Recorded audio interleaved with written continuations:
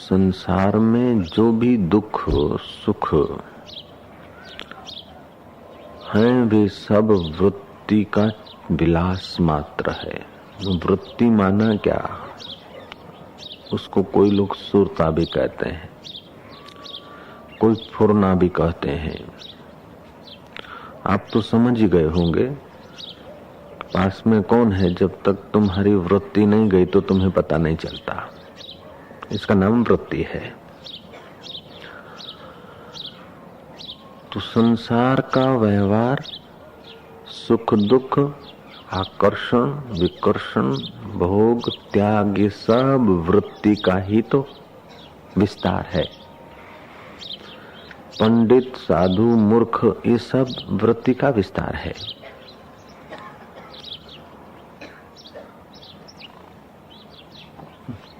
वो वृत्तियां हृदय से निकलती है, उस वृत्तियों को कल्पना भी कहा जा सकता है।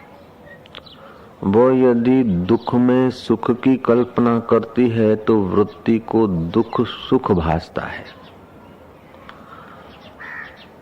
विष में अमृत की भावना दृढ़ करती है तो विष भी उसे अमृत जैसा लगता है। ये वृत्ति का चमत्कार है। आकाश में हाथी और रथ की भावना करती है वृत्ति तो उस बादलों में हाथी रथ घोड़े आदि भासते हैं। ठूंठे में चोर की भावना करती है तो ठूंठा चोर हो भासता है, और ठूंठे में यदि साधु की भावना करती है तो ठूंठा साधु हो भासता है।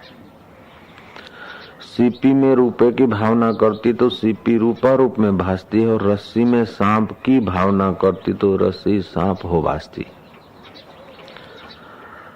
ऐसे ही वृत्ति इस नश्वर देह में सुख बुद्धि करती है तो देह के संयोग से इसे सुख भासता है, और यही वृत्ति जब परमात्मा में सुख बुद्धि करे तो परमात्मा का तो वास्तविक सुख है, वो परम सुख को उपलब्ध हो जाती है। सारा वृत्ति का खिलवाड़ है तो कुछ नहीं, फिल्म का पर्दा है और युवक बेचारे पढ़े लिखे कई लोग जाते हैं। पर्दे पर जो दिख रही है अभिनेत्री या अभिनेता या और कुछ, वो सारा हमारे वृत्तियों को छेड़ कर और नीचे के केंद्रों में लाने का सामान है। तो फिल्म में जो हमने भवन, भूमि, मकान, रूप, सौंदर्य, पति पत्नी का प्यार आदि जो देखा,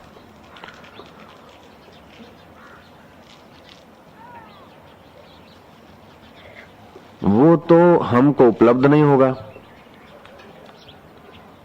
लेकिन हमारी वृत्ति ऐसा प्राप्त करने के लिए प्रवृत्त हो जाएगी। देखा है फिल्म में, लेकिन वृत्ति नीचे के केंद्रों में आ गई, वासनाओं के केंद्रों में और विकसित हो गई। अपने मूल हल्का रूपांतर तो हुआ नहीं। तो क्या है कि उस कई जवानों को मैंने उनके चेहरे देखे। यहाँ न आने वाले लोग भी कई बार मिलते हैं सड़कों पर, कई बार बाजार में, कई बार किधर जहाँ कहीं नजर पड़ जाए लोग तो मिलेंगे ही। तो उनके चेहरे से खबर आती है कि इन्होंने अपने जीवन की शक्ति का बुरी तरह विनाश कर दिया। कैसे किया?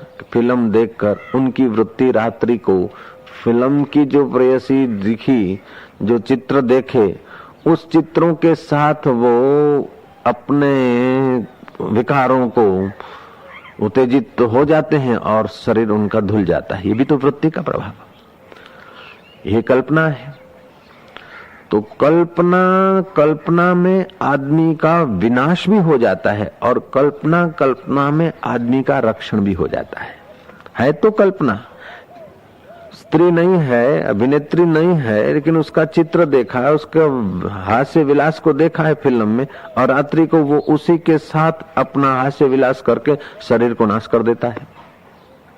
ऐसा भी हुआ करता है तो कल्पना। तो कल्पना होती है प्रारंभ में कल्पना, लेकिन वो कल्पना स्थूल शरीर पर बुरा असर भी डालती है। ऐसे ही कल्पना शुरू में करो और वो अपने स्थूल शरीर पर अच्छा असर भी डालती है। ये दोनों माया के अंतर्गत है, संसार के अंतर्गत है। चढ़ाव उतार संसार के अंतर्गत है। साधक की बुद्धि का विकास होता है ध्यान भजन जप तप सेवा करके, उसकी वृत्ति की मलिनता घटती जाती है। अब उसे उस तुच्छ भोगों में, तुच्छ आकर्षणों में, पर्दे के तो क्या वास्तविक भी जो भोग हैं उसको विष समझता है। उतना उसको विवेक आ गया है। लेकिन कई जन्मों की इस प्रकार की जो वृत्तियां हैं, इस प्रकार का जो आकर्षण है, भोग की जो गरेड़ पड़ गई है, जो चीला पड़ गया है, जो एक लकीर गहरी हो गई है, उस लकीर में से वो बाहर निकल नहीं सकता और उस लकीर के परिणाम को समझता भी है। अच्छा भी नहीं लगता,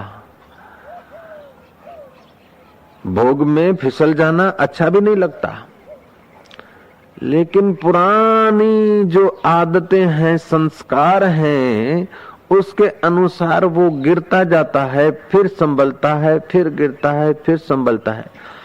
अब उसे अच्छा भी नहीं लगता, लेकिन पुराने संस्कार उसे घसीट जाते हैं वासना के। जय जय, ध्यान से सुनेंगे सब लोग। तो पुराने संस्कार वासना जो है हमें घसीटती है।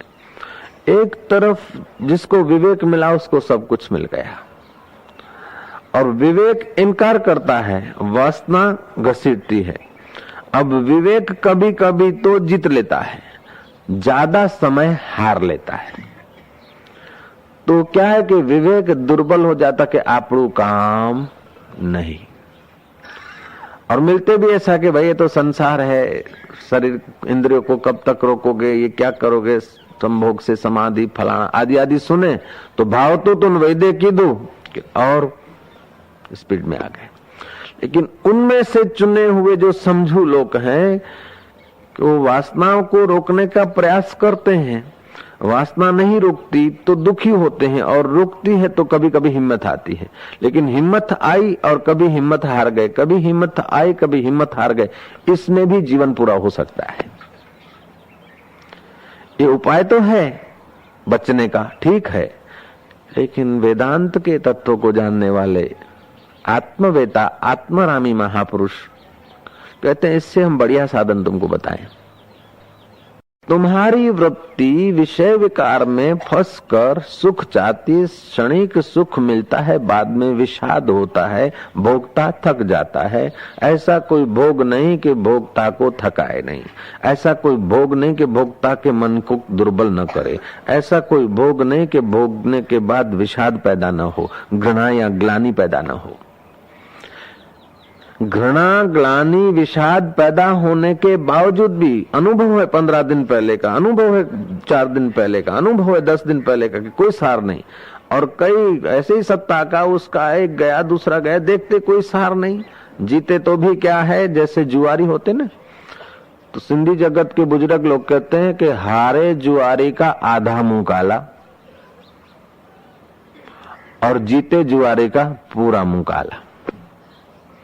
खट्टे ज्वारी जो अधमुकार, हारे ज्वारी जो अधमुकारो, खट्टे ज्वारी जो सजो मुकारो, ऐसी कहावत है। हार गया है जुआरी तो अब उसके पास अपनी तुच्छ वृत्तियों को पोषने के साधन नहीं है, इसलिए उसका आधा अकल्याण है। लेकिन जिसने जुगार में जीत लिया है मुफ्त का, तो उसकी तो वासना और भड़केगी, उसका पूरा सत्यानाश है। ऐसे ही हमने कावे दावे से जो भी कुर्सियां बुर्सियां ये को जो कुछ पा लिया है, तो बाहर से तो हम समझते हैं कि हम जीत गए या हमने पा लिया है या ये हो लिया है, लेकिन यदि हम सावधान न रहे तो हमारी वासनाएं हमारा पूरा बर्बादी कर देगी। जय जय। तो अब समझना ये है कि है सारा वृत्तियों का खिलवाड़। अब वृत्तियों को आप बिना सुख की इच्छा के रह नहीं सकते, और संसार का ऐसा कोई सुख नहीं कि आपके पास टिक जाए। यदि टिक गया होता तो हजारों जन्म से तुम सुख लेते आए हो, एक एक अंश मात्र भी टिकता तो अभी सुख के गोदाम होते हमारे पास। इस जन्म का भी यदि सुख टिक जाता तो एक एक मूंग जितना क्या, एक एक राई के दाने जितना सुख सुख लिया, जो दिन में कई ऐसे राई के दाने इकट्ठे हो गए, साल में कितने ही हो गए। अभी की उम्र में तो हमारे पास कुछ तो पोटला होना चाहिए। ये सुख टिकता नहीं, क्योंकि वृत्तियां बदलती रहती। अब साधक के जीवन में और बुद्ध के जीवन में अब यहां 3 प्रकार की वृत्ति के लोग रहे। एक बुद्ध की वृत्ति, दूसरी साधक की वृत्ति और तीसरी सिद्ध की वृत्ति। बुद्ध की वृत्ति इतनी प्रगाढ़ हो गई, इतनी जाड़ी हो गई है कि उसको विवेक करने का मौका ही नहीं। खाया पिया रहा जिया, बस पशु जैसा जीवन। लेकिन साधक सोचता है कि आखिर कब तक, इतना खाया फिर क्या, इतना लिया फिर क्या, राज्य मिला फिर क्या, हो गए धनवान फिर क्या, हो गए सत्तावान फिर क्या, हो गए रूपवान, आखिर क्या, ततः किम। हम चल रहे हैं, बखमल बिछ रहा है, सुंदरियां हीरे जड़ित कंगन पहनकर चमर डोला रही है, राजाधिराज महाराज छड़ी पुकारे जा रहे हैं। लेकिन ऐसे लोग भी मिट्टी में मिल गए, जमीन दोस्त हो गए, ततः किम, आखिर कब तक, आखिर क्या, छेवटे शू। ये साधक की वृत्ति है। तो देखता है कोई सार नहीं, कोई सार नहीं देखता है, फिर भी वो बेचारा वहीं बह जाता है। क्यों? क्यों? संस्कार और वासनाएं पुरानी है। तो वो अत्यंत मूर्ख है, उसको तो पता ही नहीं, इसलिए उसी में अपने को सुखी मान लेता है। अत्यंत जो समझू है वो अपने सत्य स्वरूप परमात्मा के सुख में मस्त है। लेकिन हम लोग जो हैं बीच के, त्रिशंकु की नाई झूले खाते। जब मिल गए मूढ़ों का संग तो हमको लगा कि ठीक છે બાપજી, આગળ ગયા એ બધું વાત તો સાચી છે, પણ આ બધા કરે છે તો આપણે ધમધમાઓ के। जब मूर्खों के संग में गए, जब उसी वृत्ति में बहने वाले, मूड उसको नहीं कहते कि जो अनपढ़ है, जय जय, मूड उसको नहीं कहते कि जो मजदूरी कर रहा है, मूड उसे कहते हैं कि जो संसार को सत्य मानकर संसार की नश्वर चीजों से अपने को सदा सुखी रखने की कोशिश में लगा है, उसको मूड कहा जाता है। तुम पत्थर को मूड नहीं कहते, पत्थर को बेवकूफ नहीं कहते। क्यों? उसमें कुछ है ही नहीं तो बेवकूफ कैसे कहना। वृक्ष को तुम बेवकूफ नहीं कहते। मूड का मतलब है कि कुछ जाने और कुछ न जाने। लड़के को कहा कि जा चाय में खांड डाल दे, लड़के ने डाल खांड के बदले नमक डाल दे। कह रहे छोरा तो साहब मूर्ख है, मूड है। तो चाय की तपेली को तो जानता है, वचन को भी तो सुनता है, लेकिन नमक खांड के बदले नमक डाल दिया। जहां दाल में नमक डाल दे तो उसने भर के मुट्ठा खांड डाल दिया। रसोईया ने कहा तो रसोईया मूर्ख है, मूड है। तो मूड उसे कहा जाता है कि जो समझना चाहिए वो न समझे, जो पाना चाहिए वो न पाए, जो करना चाहिए वो न करे, और जो न करना चाहिए वो उस वक्त करे। समझ गए ना मूड की परिभाषा। तो श्री कृष्ण ऐसे लोगों को कहते हैं विमूढ़ा नानु पश्यन्ति पश्यन्ति ज्ञान चक्षुषा। मूढ़ लोग उस मेरे तत्व को, अपने निज स्वरूप को नहीं देख सकते, ज्ञान की आंख से देखा जाता है। तो ये मूढ़ता भी तो वृत्ति का खेल है। साधन भजन से ये वृत्तियों को शुद्ध करके मूढ़ता हटाकर आदमी विवेक जगाता है। लेकिन विवेक होगा तभी तो साधन में जाएगा। जय जय। विवेक होगा तभी तो साधना की तरफ जाएगा, और साधना करेगा तभी विवेक जगेगा। तो मानना पड़ेगा कि सत्संग से विवेक जागृत होता है, विवेक से साधना बनती है, साधना से जैसे नाविक नाव को ले जाता है, नाव नाविक को ले जाती, ऐसे सापेक्ष हैं, एक दूसरे के पोषक हैं। साधक के लिए वेदांत की दृष्टि से देखा जाए तो वो बॉर्डर पे खड़ा है। मूढ़ों का संग मिलता है तो एक पुरानी अपनी वासना और आदत और दूसरा वही मिला। विवेकानंद कहते थे कि अभी तक तुम सावधान रहना कि तुम्हारा घाव अभी पूरा रुंझाया नहीं है, उसको खुजलाना मत। जब तक सत्य का साक्षात्कार नहीं हुआ तब तक फिर पुरानी जो वासनाएं हैं उसको जागृत मत होने देना। लेकिन जागृत होने देना तो हम नहीं चाहते हैं, हो जाती है क्या करें। हम नहीं चाहते हैं कि हम गिरे फिसले, साधक हैं फिसल जाते हैं कि संस्कार पुराने हैं। पुराने हैं उसके लिए गिरते ही रहे ऐसा भी नहीं, और पुराने हैं उसलिए हम घबरा जाएं ऐसा भी नहीं, और पुराने हैं नहीं छूटेंगे ऐसा करके हार जाएं ऐसी बात भी नहीं। प्रयत्नशील रहे, और प्रयत्न कई प्रकार के हैं। भोगियों के संग से, स्त्रियों के संग से काम विकार की वासना पुरानी जग जाती, भोगियों के संग से पुरानी भोग वासना जग जाती। इसलिए कुछ समय निकालकर हम इंद्रियों को आकर्षित करने वाले पदार्थों से बचाएं अपने को। इसलिए आद्य शंकराचार्य ने कहा, एकांतवासो लघु भोजनादौ मौनम निराशा करणावरोधा। कभी एकांतवास का उपयोग करो।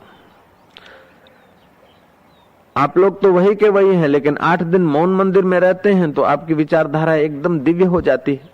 बड़े दिव्य अनुभव होते हैं, सूक्ष्म जगत के अनुभव होते हैं, किसी को कुछ अनुभव होते हैं तो आप वही के वही।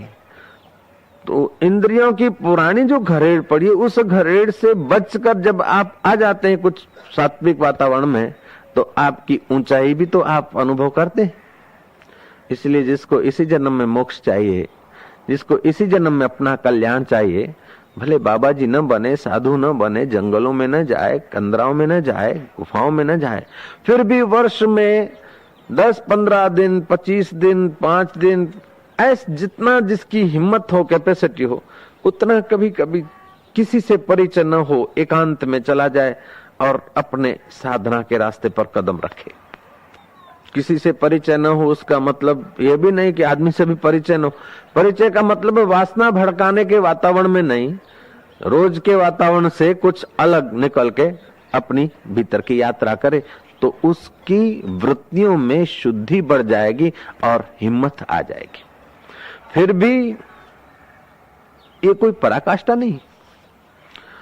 ऐसा करते करते उसकी वृत्ति जब आज्ञा चक्र तक पहुंच गई या विशुद्धाख्या चक्र तक पहुंच गई, वो आनंदित हो जाएगा, सामर्थ्य बहुत आ जाएगा। फिर भी पुरानी गरे है अथवा प्रकृति को उससे कुछ कराना है, तो वो हो सकता है कि घर में आए, बच्चे को जन्म दे, हो सकता है घर में नहीं आए और जगह कहीं बच्चे को जन्म दे दे, ऐसा भी हो सकता है। यदि तीव्र प्रारब्ध है तो उसका दृष्टांत क्या? पाराशर ऋषि किश्ती में बैठकर पार कर रहे थे नदी। मत्स्यगंधा नाम की लड़की युवती, उसका बाप चला गया था। शाम का टाइम होगा कि दोपहर का टाइम होगा, पाराशर को हुआ कि पाराशर ने उस लड़की को देखा और कहा कि मेरे साथ तू संसार व्यवहार में उतर। उसने कहा ये कैसे हो सकता है, मैं मच्छी मार के लड़की हूँ, मेरे शरीर से मच्छी की गंध आती, मत्स्यगंधा मच्छी के मुंह से मैं निकली हूँ, मच्छी के पेट से निकली हूँ, ये कैसे हो सकता है? और कोई देखेगा, कोई नहीं देखेगा, तू चिंता मत कर, मैं कोहरा कर देता हूँ, कोहरा कर देता हूँ। कोहरा कर दिया, अंधाधुंधी कर दी। बोले अब कोई देखेगा तो नहीं, अंधाधुंधी तो हो गई, लेकिन मेरे को क्या लाभ? बोले अभी तेरे शरीर से मच्छी की गंध निकलती है, बाद में तेरे से सुगंध, अभी दुर्गंध निकलती है, सुगंध निकलेगी, योजन गंधा तेरा नाम पड़ेगा। योजन गंधा तो पड़ेगा, लेकिन फिर कुछ संतति हो जाए तो समाज में हमारे लिए तो मुसीबत। बोले नहीं, संतति हो भी जाएगी और जन्म क्या चला जाएगा, तू कुंवारी की कुंवारी रहेगी। और वही पाराशर के द्वारा उस अनंत ब्रह्मांड को संचालन करने वाले परमात्मा ने प्रकृति की इस लीला को घटाकर पाराशर के द्वारा वेद व्यास जी को जन्म दे दिया। तो हम देखेंगे कि पाराशर जैसे व्यक्ति का पतन हो गया, नहीं, उत्थान हुआ नहीं। जब तक शरीर है, अंतःकरण है, तभी इन केंद्रों से चढ़ना उतरना हो सकता है। लेकिन जिसके केंद्रों का रूपांतर नहीं हुआ, उनका गिरना ही गिरना हुआ। जिनका रूपांतर हो गया, उनका शरीर परमात्मा का साधन बन गया।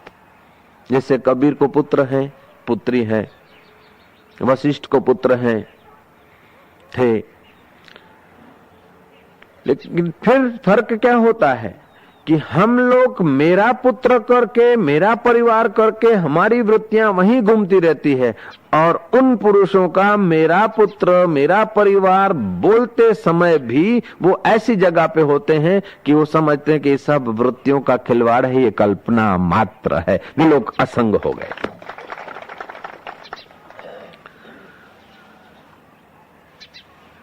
तो साधक हो, बुद्ध हो, चाहे सिद्ध हो, जब शरीर है तो सब अपनी इच्छा के अनुसार घटनाएं नहीं घटती, और सब दिन एक जैसे भी नहीं होते, सब अवस्थाएं एक जैसी नहीं होती किसी की भी। तो मूड क्या है कि अवस्थाओं को एक जैसी करने में लगा है और नहीं हो रही, उसीलिए परेशान है। साधक अवस्थाओं को भी एक जैसा रखना चाहता है और नहीं हो रही है, वृत्तियों को एक जैसा रखना चाहता है, उसीलिए वो परेशान है। भोगी सतत भोग में सुख ढूंढता है और सतत भोग बने रहे, वो सतत भोग भी नहीं है और सतत भोग की वृत्ति भी सुखाकार नहीं रहती, उसीलिए वो दुखी है। त्यागी हमारी वृत्ति में त्याग और प्रभु की याद बनी रहे, ये बनी रहे, तो सतत प्रभु की याद नहीं बनती, अथवा बनती है तो प्रभु के स्वरूप का पता नहीं चलता। तो इस प्रकार वो भी दुखी। क्योंकि जब तक वृत्तियों में हम लोग रहते हैं, तब तक वृत्तियां कभी सुखाकार होगी, कभी दुखाकार होगी, कभी वृत्ति के अनुकूल होगा, कभी वृत्ति के प्रतिकूल होगा। श्री कृष्ण जैसे जो पूतना को 6 दिन की उम्र में पूतना को आकाश विहार कराते कराते पहुंचा दिया, श्री कृष्ण के जीवन में पद पद पे चमत्कार दिखे, अद्भुत लीलाएं दिखी। श्री कृष्ण के होते होते श्री कृष्ण के बच्चे दारू पीकर आपस में लड़ मड़े, ये शास्त्र लिखने वाले की कितनी सच्चाई और कितनी उदारता है। ये तो सारू सारू लखे, बीजू बधु शू करवा लखे। ये समझना होगा कि श्री कृष्ण परब्रह्म परमात्मा कहो जो कहो कम है, तो उनके होते हुए उनके बच्चे, भगवान राम के होते हुए दशरथ राजा चल बसे और भगवान राम की मां विधवा। शास्त्र कह रहे हैं। तो ये जो बाह्य जगत की लीलाएं हैं, खिलवाड़ है, वे आदमी ज्यादा दुखी होते हैं जो चाहते हैं कि आम केम न थयु, आम केम न थयु, आऊ आटलू केम थयु, आऊ केम पराशरे ओम केम कर्यु। जो आदमी अपने को कर्ता मानता है वो कृष्ण को भी कर्ता मान लेगा, वो पराशर को भी कर्ता मान लेगा, परब्रह्म परमात्मा को भी कर्ता मान लेगा। लेकिन जो अपने को दृष्टा मानता है वो कृष्ण को भी दृष्टा मानेगा, अथवा जो कृष्ण को दृष्टा माने वो अपने को भी दृष्टा मानेगा। अब फिर दूसरे ढंग से विचारे, भोगी वृत्तियों को भोग से सुखद बनाना चाहता है, उसलिए वो हताश हो जाता है, खिन्न हो जाता है, अंत में बुरी तरह हार के जाता है। भक्त वृत्ति में स्मृति भरना चाहता है, योगी वृत्ति को एकाग्र करना चाहता है। लेकिन ज्ञानी समझता कि एकाग्र करके भी उस वृत्ति से जब तक मैं निवृत्त नहीं हुआ, वो एकाग्र वृत्ति फिर चंचल हो सकती है, वो ऊपर की वृत्ति फिर नीचे के केंद्रों में आ सकती है, और अपने को जब तक कर्ता मानूंगा तब तक सुख दुख लाभ हानि पुण्य पाप जन्म मरण चालू रहेंगे। इसलिए ज्ञानी वृत्ति को बाधित कर देता है। ज्ञानी वृत्ति जिस अंतःकरण से निकलती है, वो अंतःकरण और अंतःकरण की वृत्ति और वृत्तियों के द्वारा इंद्रियों की प्रवृत्ति, इन सब को अपने से पृथक जानकर, जैसे आप अपनी गाड़ी अपने से पृथक जान के उसकी ड्राइव करते हैं, अपना स्कूटर अपने से पृथक जान के ड्राइव करते हैं, आप तो करता है, सच पूछो तो करता वर्ता क्या हो रहा है। आदमी आ गया तो ब्रेक लग जाती है, कहीं कोई सामने ट्रैफिक है तो हॉर्न पे हाथ चला जाता है। ये सब सिस्टमेटिक होता रहता है, लेकिन हम मानते कि मैंने ब्रेक लगाई, लगनी है, पैर पहुंच ही जाते हैं। भूख लगी तो रोटी के तरफ मनीराम चला ही जाता है, प्यास लगी तो पानी की तरफ पहुंच ही जाता है। एक ऐसी मशीनरी और मोटर फिट की है कि नाक में सड़वड़ाहट हुई तो हाथ छींक हो ही जाता है। कोई प्लान बनाते हो, छींक देने की कोई कोशिश करते हो? छींक आ जाती है, लेकिन तुम कहते हो मैंने दी। बगासा आ जाता कि मैं बगासू खा दूं। ऐसे ही संसार का जो कुछ व्यवहार है प्रारब्ध वेग से हो जाता है, ऐसा समझकर ज्ञानी अपने वर्तमान प्रारब्ध में कुछ हस्तक्षेप नहीं करते। ऐसा नहीं कि साक्षात्कार कर लोगे तो तुम है सब तुम्हारी इच्छा के अनुसार होने लग जाएगा। और यदि इच्छा के अनुसार होने लग भी जाए, समझो कुछ, तो फिर इच्छाएं बढ़ती चली जाएगी। जय जय। तो न तुम्हारी इच्छा के अनुसार सब होना संभव है और सब इच्छाएं तुम्हारी फेल होना भी संभव नहीं। लेकिन इच्छा मात्र जो है वृत्ति है, और वृत्ति से जब तक निवृत्ति नहीं हुई तब तक महाराज ऊपर नीचे सुखद दुखद ये प्रवृत्ति बनी रहती है। तो बाबूजी वेदांतनी दृष्टि तो सौ करता ऊंची कहवाय कि हाँ ऊंची तो है, लेकिन इसमें वैराग्य की जरूरत है, विवेक और वैराग्य की जरूरत है। ये सब उसमें होता है। ऐसा करके तुम जैसे पारासर उतर आए संसार में, लेकिन उतरने के बाद फिर ऐसे चले गए कि दिखे भी नहीं। जय जय। श्री कृष्ण संसार में तमाम लीला क्रीड़ा, बंसी बजाना, ये करना, 9 वर्ष की उम्र में अद्भुत लीलाएं हुई।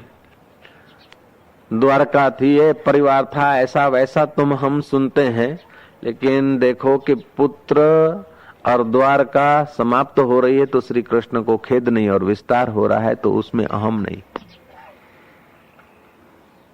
ऐसी यदि तुम्हारी वृत्ति, तुम समझो ये वृत्ति का खिलवाड़ है, तो ऐसी यदि पक्की हो जाए तुम्हारी समझ, तो फिर तुमको दुख के समय दुख डिगा नहीं सकेगा और सुख तुम्हें बांध नहीं सकेगा। और सुख दुख दोनों जिसको नहीं बांध सकते वो तो मुक्त है ही है। सच पूछो कि तुम्हारे असली स्वरूप को सुख और दुख कभी बांधा भी नहीं है। तुम्हारे वास्तविक स्वरूप को, तुम्हारे आत्मा को आज तक सुख ने और दुख ने किसी ने बांधा नहीं, लेकिन तुम जानते नहीं वास्तविक स्वरूप को, उसीलिए शरीर को मान लेते। मैं ईश्वर के रास्ते जाने वालों के बहुत लोग हैं, लेकिन इनके 3 भेद होते हैं। शुरुआत ये होती है कि वो है, भले अपने को दिखता नहीं है लेकिन वो है।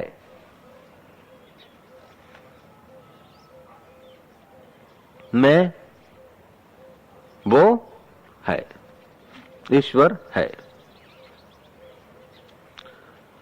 आगे आदमी बढ़ता है तो महसूस होता है कि वो मेरा है, भगवान मेरा है। और आगे साधना में बढ़ता है तो फिर अपने को हटा देता है, वो मेरा नहीं, हम न तुम दफ्तर गुम, वो स्वयं वो हो जाता है। तस्यैवाहम तवैवाहम सुवहम,